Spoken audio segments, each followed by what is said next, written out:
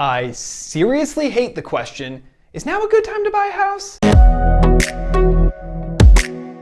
What's going on, everybody? It's Hans Struzyna with the Gunderman Group at Keller Luxury International, coming to you with another video. Today, we're talking about the question, is now a good time to buy a house, and why I hate it. Now, admittedly, I'm sure you clicked on this video or are still watching because you're like, what does the real estate agent have to say about this question? This is interesting, because I get asked it all the time, admittedly. Is now a good time to buy? And what people are really asking is, should people be buying houses even though the market is so hot, and even though it's a seller's market, and even though prices are up? It's clickbait. That's really what it is at its core. People wanting to stir up some controversy, get you all excited about something.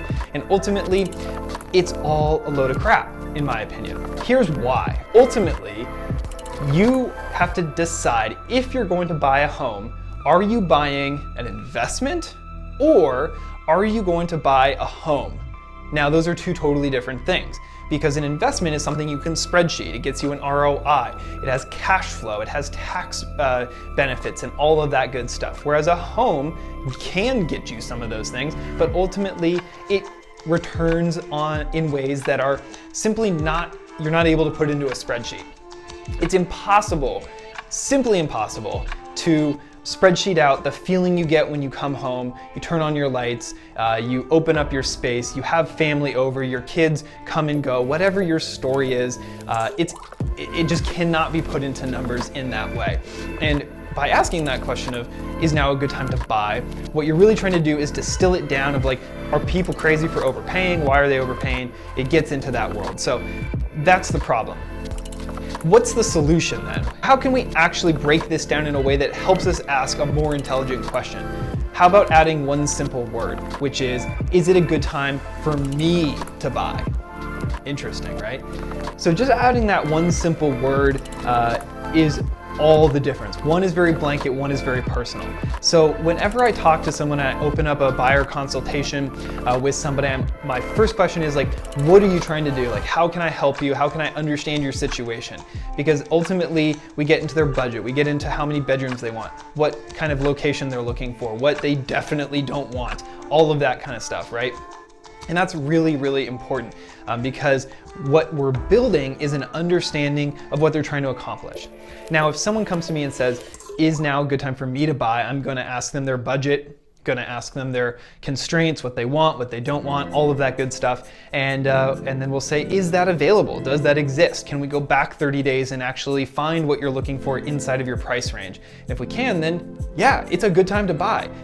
And if it's not, and if we can't, then no, it's not, simply. But really simply the question of just, is now a good time to buy?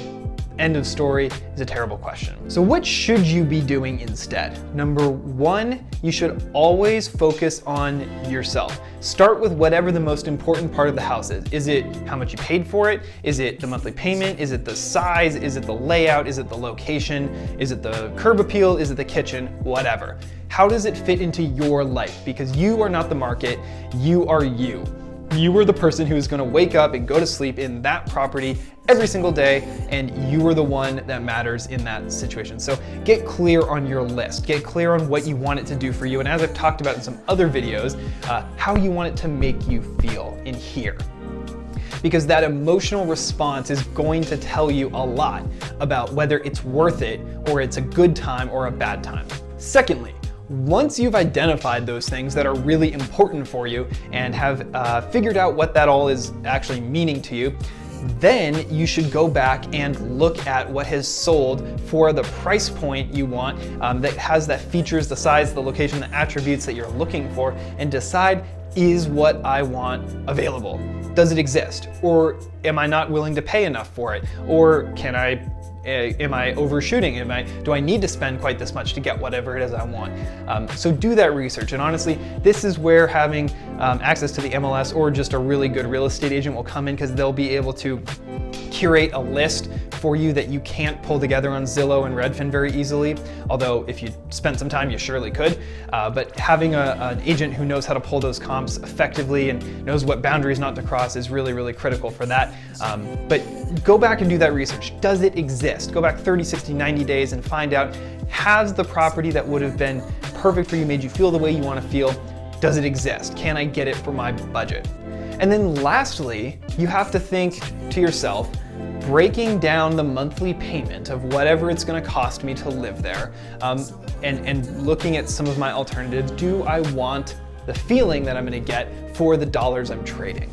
Now, this is one area where I see most people missing. They either totally fantasize about the property and don't think about the finances until they're like moved in and making those first couple of payments, or they're on the flip. They're looking only at the numbers. They're looking only at the they're looking at the payment, the insurance, taxes, all that stuff, and not thinking about the way it's going to make them feel, and it prohibits them from actually succeeding. Both might arguably be bad, but you need to be somewhere in the middle. Is the payment that you're paying, the payment, interest, taxes, insurance, worth the feeling you're getting? And you have to basically create the spectrum for yourself and decide ultimately all the things that go into this house to make it feel the way you want it to feel. Am I getting enough value for the money I'm spending for how I'm feeling, simply put? So overall, in conclusion, that is why I hate the question, is it a good time to buy? You're never going to time the market perfectly. You're never going to sell at the peak.